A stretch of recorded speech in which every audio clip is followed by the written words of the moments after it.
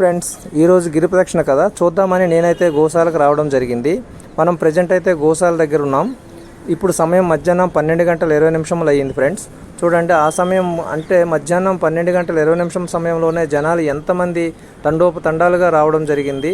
ఇప్పుడు ఈ బస్సులన్నీ వేపగుంట నుంచి వచ్చి ఇక్కడ గోశాల దగ్గర దింపేసి మరలా వేపగుంట వైపు వెళ్ళిపోతున్నాయి. ఈ జనాలంతా తొలిపావంచ వరకు నడిచి వెళ్ళి అక్కడ నుంచి కొబ్బరికాయ కొట్టిన వాళ్ళు కొబ్బరికాయ కొట్టి గిరి ప్రదక్షిణ స్టార్ట్ చేస్తారు. అలాగే స్వామివారి దర్శనానికి కోసం కొండపైకి వెళ్ళే వాళ్ళు కొండపైకి వెళ్తారు. ఫ్రెండ్స్ చూడండి, జనాలు ఎంతమంది జనాలు, చాలా చాలా వేల కొలది లక్షల కొలది వచ్చే ఉంటారు ఈ గిరి ప్రదక్షిణకు అయితే జనాలు. అందుకే నేను కూడా చూద్దామని రావడం జరిగింది. ఇప్పుడు వీళ్ళతో పాటు మనం కూడా ముందుకు సాగుదాం ఫ్రెండ్స్. ఎంతవరకు కాంప్లెక్స్ వరకు లేకపోతే కొండపైకి ఎలాగైతే ఎక్కడి వరకు అయితే అక్కడి వరకు వెళ్దాం వీళ్ళతో పాటు మనం.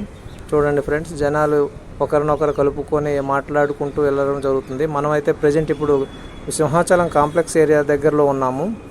చూడండి ఫ్రెండ్స్, జనాలు ఎలా ఇక్కడ మంచినీళ్ళ సౌకర్యం కల్పించారు. తాగడానికి జనాలకి మంచినీరు సౌకర్యం ఉంది. ఇక్కడ మంచినీళ్ళు తాగే వాళ్ళు తాగుతున్నారు, మూవ్ అయిపోయేవారు మూవ్ అవుతున్నారు.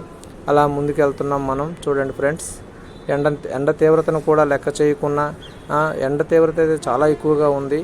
మనం ప్రజెంట్ ఆర్టీసీ కాంప్లెక్స్ దగ్గరలో ఉన్నాము.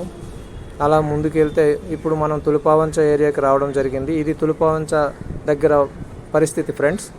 చూడండి, ఇది తులిపావంచ దగ్గర ఏర్పాటు చేసిన బస్సులు. ఈ బస్సులు అయితే కొండపైకి వెళ్తాయి. చూడండి, పిల్లలు పెద్దలు అందరూ అదిగుండా ఎదురుగా మీకు కనిపిస్తుంది, అదే తులిపావంచ. ఇక్కడ నుంచి బస్సులపై కొండపైకి జనాలను తీసుకెళ్ళడానికి బస్సులు ఏర్పాటు చేశారు. ఇది కొండపైన పరిస్థితి ఫ్రెండ్స్. ఇది కొండపైన చూడండి, ఆల్రెడీ జనాలు ఎంత ఫ్లోటింగ్ ఉందో. వీళ్ళంతా దర్శనానికి క్యూ లైన్లో నిల్చున్నారు.